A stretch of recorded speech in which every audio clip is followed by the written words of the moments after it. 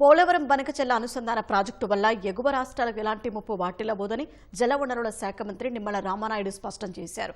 తెలంగాణకు చెందిన కొందరు నాయకులు లేనిపోని ఆరోపణలతో ప్రజలను గందరగోళానికి గురిచేసే ప్రయత్నం చేస్తున్నారంటూ ఆక్షేపించారు. పోలవరం బనకచెర్ల ప్రాజెక్టు వివరాలు, వాస్తవాలను పవర్ పాయింట్ ప్రజెంటేషన్ ద్వారా వివరించారు. ఏటా సముద్రం పాలవుతున్న 3000 టీఎంసీల గోదావరి జిల్లాలో 200 టీఎంసీలను వినియోగించుకోవాలన్నది మాత్రమే పోలవరం బనకచెర్ల అనుసంధాన ప్రాజెక్టు ఉద్దేశమని మంత్రి నిమ్మల రామానాయుడు స్పష్టం చేశారు. గత 50 సంవత్సరాల చరిత్ర తీసుకుంటే గోదావరి నది నుంచి వృధాగా 3000 టీఎంసీల నీరు వృధాగా సముద్రంలో కలిసిపోతుంది. అటువంటి వృధాగా సముద్రంలో కలిసిపోయేటువంటి 3000 టీఎంసీల నీరులో 200 టీఎంసీల నీరు అంటే రోజుకి 200 టీఎంసీల చొప్పున 100 రోజులు 200 టీఎంసీల నీరుని మనం యొక్క పోలవరం బనకచెర్ల ప్రాజెక్టుకు తీసుకురావాలనే ఉద్దేశమే ఈ ప్రాజెక్టు స్వరూపం అని చెప్పి తెలియజేసుకుంటూ ఈ పోలవరం బనకచెర్ల ప్రాజెక్టు సంబంధించి 3 సెగ్మెంట్లుగా దీన్ని మనం నిర్మాణంలో వెళ్తూ ఉన్నాం.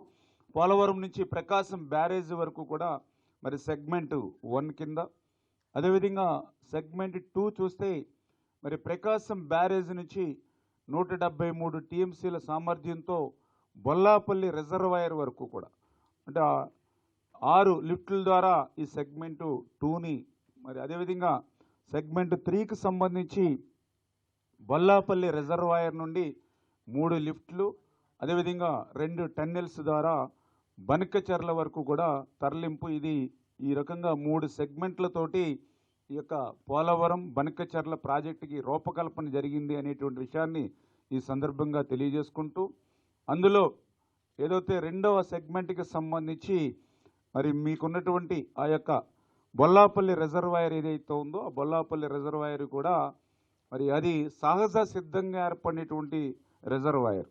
అది 173 టీఎంసీల నిలువ ఉండేటువంటి సామర్థ్యం, 4 కొండల మధ్య కూడా మరి సహజ సిద్ధంగా ఏర్పడిన రిజర్వాయర్. వీటినన్నింటినీ కూడా ఉపయోగించుకుని అంటే ఇంకా క్లియర్గా చెప్పాలని అంటే ఏదైతే సెగ్మెంట్ 1 అంటే ఇది మనం ఏదైతే పోలవరం డ్యామ్ ఏదైతే ఉందో మరి ఆ పోలవరం డ్యామ్ నుంచి ఏదైతే ఇప్పుడు మన కృష్ణా రివర్ ప్రకాశం బ్యారేజ్ ఏదైతే ఉందో ఇదంతా కూడా గ్రావిటీ మీదే ఈ ఫస్ట్ సెగ్మెంట్గా మనం నిర్మాణం చేసుకోబోతున్నాం.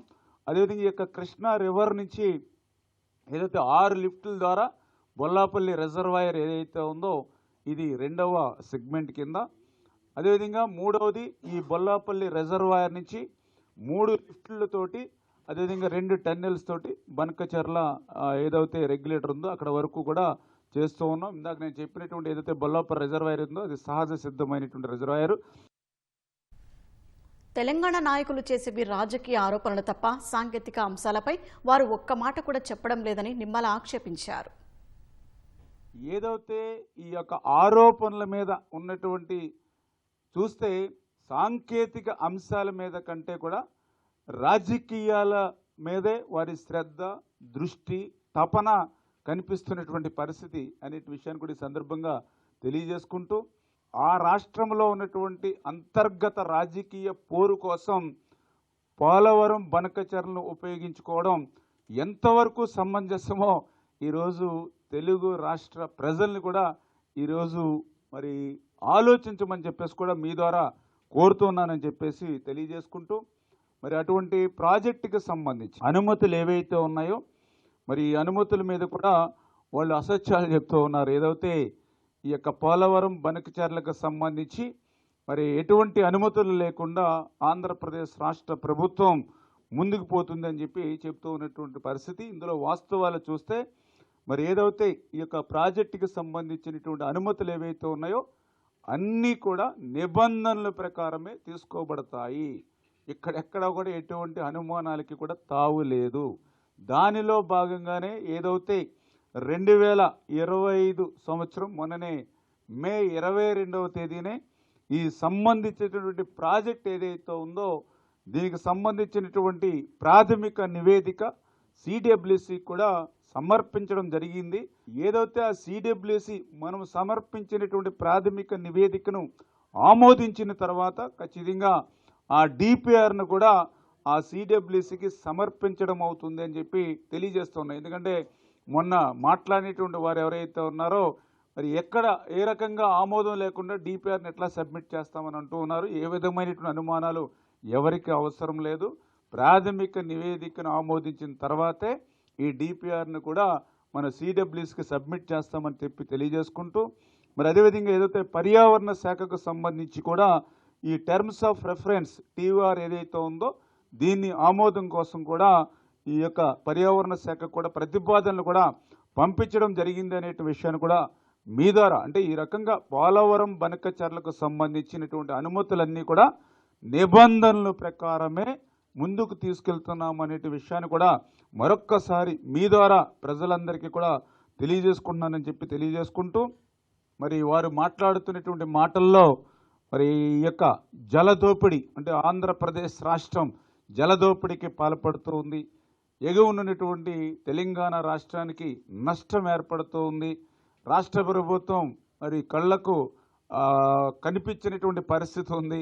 లేకపోతే ఏదైతే నిబంధనలకి అనుకూలంగా కేంద్ర ప్రభుత్వం పనిచేయలేకపోతుంది అని ఇటువంటి విమర్శలు ఏదైతే మాట్లాడుతూ ఉన్నారో దయవుంచి అటువంటి వారి విమర్శలు ఏవైతే ఉన్నాయో వాటిని కూడా రాజకీయపరమైన విమర్శలుగా ఈరోజు ప్రజలందరూ కూడా గమనించవలసిన అవసరం. ఎందుకంటే చాలా క్లియర్గా చెప్తూ ఉన్నాం, పోలవరం బనకచర్ల ప్రాజెక్టు వల్ల ఎగువ రాష్ట్రాలకు ఎటువంటి నష్టం లేదు. ఇది చాలా క్లియర్గా అందరం కూడా అర్థం చేసుకోవాల్సిన అవసరం.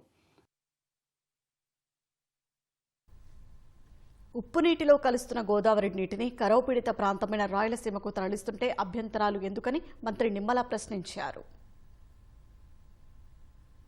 విభజిత ఆంధ్రప్రదేశ్ రాష్ట్రం ఏదైతే ఉందో ఇది టైలెండ్ రాష్ట్రం. ఇది అంటే ఈ యొక్క గోదావరికి దిగువన ఉన్నటువంటి రాష్ట్రం ఇది టైలెండ్ రాష్ట్రం. అటువంటి టైలెండ్ రాష్ట్రం అయినటువంటి గోదావరి నది మీకు కూడా తెలుసు, ఈవేళ భారతదేశంలోనే అతి పెద్ద నదుల్లో రెండవ నది గోదావరి నది అనే విషయం కూడా మీ అందరికీ తెలుసు. ఈ గోదావరి నది కూడా ప్రతి సంవత్సరం కూడా పెద్ద ఎత్తున వరదలు వస్తూ ఉంటాయి. గోదావరి ఉగ్ర రూపం ఏంటో ప్రత్యక్షంగా మన రాష్ట్ర ప్రజలు ప్రతి సంవత్సరం కూడా మనందరం కూడా చూస్తున్నటువంటి పరిస్థితిని కూడా మీ అందరికీ తెలియజేస్తూ అటువంటి ఉగ్ర రూపమైనటువంటి గోదావరి వరదల యొక్క తీవ్రత కానీ ఆ గోదావరి వరదల వల్ల వచ్చేటువంటి నష్టం కానీ ఆ గోదావరి వరదల వచ్చేటువంటి సమస్యలు కానీ ఇబ్బందులు కానీ అన్నీ కూడా ఎవరు భరిస్తూ ఉన్నారు? ఆంధ్రప్రదేశ్ రాష్ట్ర ప్రజలే భరిస్తున్న విషయాన్ని ఈ సందర్భంగా గుర్తు చేస్తూ ఉన్నా. ఈ రకంగా అన్ని కష్టాలు కూడా భరించవలసినటువంటి చివరి రాష్ట్రానికి ఆ యొక్క వరద జలాలను కూడా మరి ఉపయోగించుకోవడం అనేది ఇది సహజ న్యాయపరమైన హక్కు. ఇది ఎందుకంటే ఇన్ని బాధలు, ఇన్ని కష్టాలు, ఇన్ని సమస్యలు, ఇంత తీవ్రత ఏదైతే అనుభవిస్తున్నామో ఆ రకంగా ఆ హక్కు, ఆ వరద జలాలను ఉపయోగించుకునేటువంటి హక్కు కూడా సహజ న్యాయపరమైన హక్కు అనే విషయాన్ని కూడా ఈ సందర్భంగా గుర్తు చేసుకుంటూ ఈ రకంగా దిగువ రాష్ట్రమైనటువంటి ఆంధ్రప్రదేశ్ అట్టడుగున మరి ఉన్నటువంటి ఆంధ్రప్రదేశ్ రాష్ట్రం ఎగువ రాష్ట్రాల యొక్క ప్రయోజనాలు కానీ అదేవిధంగా ఎగువ రాష్ట్రాల యొక్క న్యాయబద్ధమైనటువంటి నీటి అవసరాలు తీరాక మాత్రమే ఈ వరద జలాలను బనకచర్ల ప్రాజెక్టుకు ఉపయోగించుకుంటున్నాము అనే విషయాన్ని స్పష్టంగా ఈ సందర్భంగా తెలియజేసుకుంటూ అందుచేత ఇది ఏ ఎగువ రాష్ట్రానికి మరి ఇది వ్యతిరేకంగా కాదు, నష్టం చేకూర్చేది కాదు అనే విషయాన్ని స్పష్టంగా తెలుగు రాష్ట్ర ప్రజలందరూ కూడా మరి గమనించాలని చెప్పేసి కూడా మరి మీ ద్వారా అందరికీ కూడా తెలియజేసుకుంటూ ఉన్నా. గడిచినటువంటి ఏదైతే హిస్టరీ కూడా మేము తీసుకున్నాం, లాస్ట్ 100 years తీసుకుంటే మినిమం 100 days మన గోదావరిలో ఉన్నాయి అనే విషయాన్ని రికార్డు ప్రకారమే, హిస్టరీ ప్రకారమే తీసుకుంటున్నాం తప్ప ఎక్కడా కూడా నికర జలాలను వాడడం లేదు. క్లియర్గా వరద జలాలను మాత్రమే ఉపయోగిస్తున్నాం అనేది ఇదే ఒక ఎగ్జాంపుల్ అనే విషయాన్ని సందర్భంగా తెలియజేస్తూ ఈ రకంగా టైలెండ్ రాష్ట్రంగా ఉన్నటువంటి ఆంధ్రప్రదేశ్ ఎగువ రాష్ట్రాలకు కేటాయించినటువంటి నీటిని వాడుకోవడంలో ఎటువంటి స్థితిలోని కూడా అడ్డంకిగా ఉండేటువంటి అవకాశమే లేదు. ఆ బనకచర్ల నుంచి ఎక్కడికి తీసుకెళ్తున్నాం దీన్ని? ఈవేళ ఏదైతే ఈవేళ భారతదేశంలోనే అతి తక్కువ వర్షపాతం ఉన్నటువంటి జైసల్మీర్ తర్వాత రెండవ అతి తక్కువ వర్షపాతం ఉన్నటువంటి జిల్లా అనంతపురం జిల్లా, రాయలసీమ ప్రాంతం అని మీ అందరికీ తెలుసు. అటువంటి అత్యల్ప వర్షపాతం ఉండి కరువు కాటకాలతోటి ఫ్లోరైడ్ బాధితులతో నిండి ఉన్నటువంటి వెనుకబడినటువంటి ఆ యొక్క కరువు పీడితమైనటువంటి రాయలసీమ ప్రాంతానికే ఈ యొక్క వృధాగా సముద్రంలో కలిసిపోయేటువంటి నీటిని, ఉప్పు నీటిలో కలిసిపోయేటువంటి నీటిని మాత్రమే తీసుకెళ్తున్నామని తప్ప ఇందులో రాజకీయాలకు తావు లేకుండా ఉండాలని చెప్పి మీ ద్వారా మరొక్కసారి సందర్భంగా తెలియజేసుకుంటూ ఉన్నా. పోలవరం బనకచెర్లకు అనుమతులు లేవని, అయినా కేంద్రం సహకరిస్తోందంటూ తెలంగాణ నాయకులు చేసిన వ్యాఖ్యలను మంత్రి నిమ్మల ఖండించారు. తెలంగాణలో బీఆర్ఎస్ హయాంలో అనుమతులు లేకుండానే అనేక ప్రాజెక్టులు నిర్మించిన వారు ఇప్పుడు తమపై ఆరోపణలు చేయడం తగదన్నారు.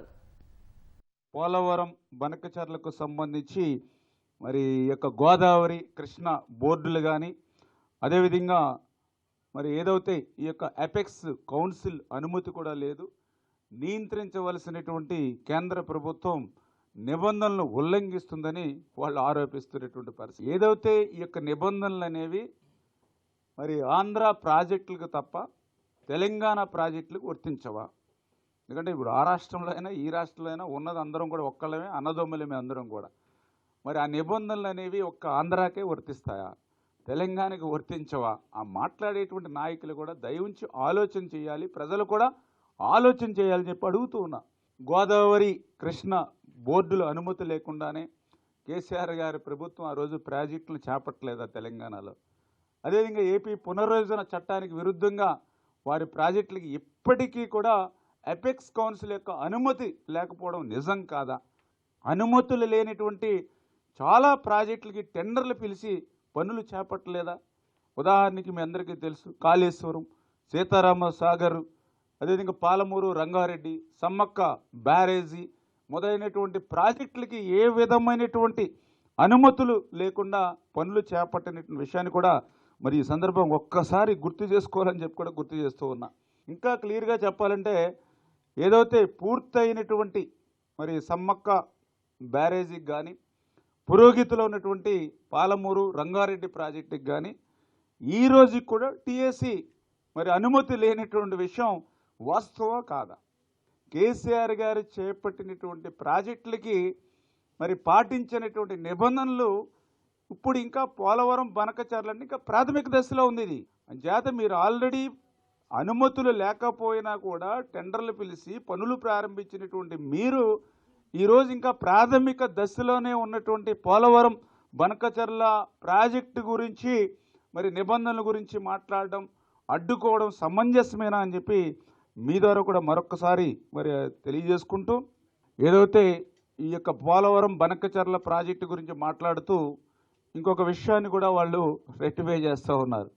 ఏదైతే చంద్రబాబు నాయుడు గారు మరి ఈ యొక్క పోలవరం ప్రాజెక్టులకి వ్యతిరేకంగా అని చెప్పి అదొక దుష్ప్రచారం వాళ్ళు మాట్లాడుతున్నటువంటి పరిస్థితి. ఈవేళ చాలా క్లియర్గా చరిత్ర ఉంది, హిస్టరీ ఉంది దేనికైనా సరే. చంద్రబాబు నాయుడు గారు ఎప్పుడూ కూడా మరి తెలంగాణ ప్రాజెక్టులకి ఈ రోజనే కాదు ఆ రోజు కూడా సానుకూలంగా ఉన్నటువంటి విషయాన్ని కూడా ఒక్కసారి మీ ద్వారా గుర్తు చేస్తూ ఉన్నా. అంటే దిగువ పరివాహక ప్రాంతాలకి ప్రత్యేకమైన హక్కులు ఉంటాయి. ఏదైతే ఆ యొక్క లోయర్ రిపేరియన్ రైట్స్ ఏవైతే ఉన్నాయో దాని ప్రకారం మాత్రమే ఏదైతే దిగువ పరివాహక ప్రాంతాల ప్రత్యేక హక్కులు అనేది నదీ జలాల చట్టంలోనే ఒక ముఖ్యమైన అంశం ఏదైతే ఉందో ఈ అంశాన్ని మాత్రమే చంద్రబాబు నాయుడు గారు తెలియజెప్పారు తప్ప తెలంగాణ ప్రాజెక్టును ఆపాలనేటువంటి దురుద్దేశాలు అప్పుడు లేవు, ఇప్పుడు లేవు అనే విషయాన్ని కూడా మీ ద్వారా కూడా స్పష్టంగా ప్రజలందరికీ కూడా తెలియజేసుకుంటూ, మరి సీతమ్మ బ్యారేజ్ అనేది మొన్న 2025 అంటే ఈ 2025లోనే దానికి టీఎస్సీ వచ్చింది. కానీ అది 2021లోనే పనులను పిలిచి టెండర్లు పిలిచి దగ్గర 60% పనులు పూర్తి చేశారు. మరి మనం ఏమీ అడ్డుకోలేదే దాన్ని ఏమి. అదేవిధంగా ఏదైతే సీతారాం సాగర్ లిఫ్ట్ ఉంది, మరి సీతారాం సాగర్ లిఫ్ట్కి కూడా మొన్ననే 2025లోనే టీఎస్సీ అనుమతులు వచ్చాయి. కానీ ఈ సీతారాం సాగర్ 2017లోనే ఆ రోజు టెండర్లు పిలిచి పనులు ప్రారంభించారు. టీఏసీ అనుమతి తీసుకునేటప్పటికే దగ్గర దగ్గర 70%, 70% పనులు చేశారు. మనం చంద్రబాబు నాయుడు గారు కానీ మనం కానీ అడ్డుకున్నటువంటి పరిస్థితి ఏమీ లేదే. ఎందుకంటే ఏదైతే జీడబ్ల్యూటీటీ అవార్డు ఏదైతే ఉందో ఆ జీడబ్ల్యూటీ అవార్డులోని క్లాజ్ 4 చెప్తుంది క్లియర్గా, ఏదైతే రాష్ట్రాలలో ఉన్నటువంటి గోదావరి ఏదైతే ఉందో ఆ గోదావరి నుండి ఇతర రివర్ బేసిన్లకు నీటిని తరలించే హక్కు ఉంటుంది. అంటే ప్రతి రాష్ట్రంలోనూ ఏ రాష్ట్రంలోనే సరే ఆ యొక్క రాష్ట్రం ఉండేటువంటి నది నుంచి ఇతర రివర్ బేసిన్లకు తరలించే హక్కు ఉంది. ఆ ప్రకారమే తెలంగాణ రాష్ట్రం కాళేశ్వరం అదేవిధంగా మరి సీతారామ లిఫ్ట్ ప్రాజెక్టులు చేపట్టింది. కొన్ని అనుమతులు కూడా ఈ క్లాజ్ ప్రకారమే కేంద్ర జల సంఘం వారు ఇవ్వడం జరిగింది. అదే రకంగా ఆంధ్రప్రదేశ్ కూడా ఈ రకమైనటువంటి హక్కుతోటే పోలవరం బనకచెర్ల ప్రాజెక్టుని చేపడుతుందనే విషయాన్ని విజ్ఞులైనటువంటి వారందరూ కూడా గమనించాలనే విషయాన్ని కూడా ఈ సందర్భంగా మరి తెలియజేసుకుంటూ, గోదావరి జలాలను రాయలసీమకు తరలించి రాయలసీమను రతనాల సీమగా చేయాల్సిన అవసరం ఉందని తెలంగాణ సీఎం హోదాలో కేసీఆర్ చేసిన వ్యాఖ్యలను మంత్రి నిమ్మల రామానాయుడు గుర్తు చేశారు. ఆ సందర్భంగా కేసీఆర్ ఏమన్నారో వీడియో ద్వారా ప్రదర్శించారు. అలాంటిది ఇప్పుడు బీఆర్ఎస్ నాయకులే విరుద్ధంగా వ్యాఖ్యలు చేయడమేంటని నిమ్మల ప్రశ్నించారు. గోదావరి జలాలు రావాల్సిన అవసరం ఉంది.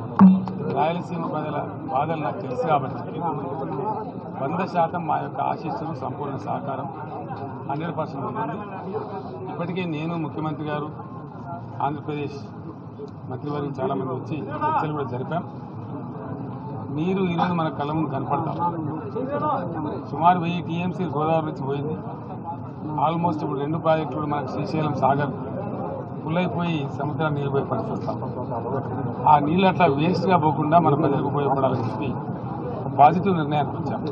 రాయలసీమను రతనాల సీమగా మార్చడానికి దేవుడిచ్చిన సర్వశక్తులు ఉంటామని చెప్పి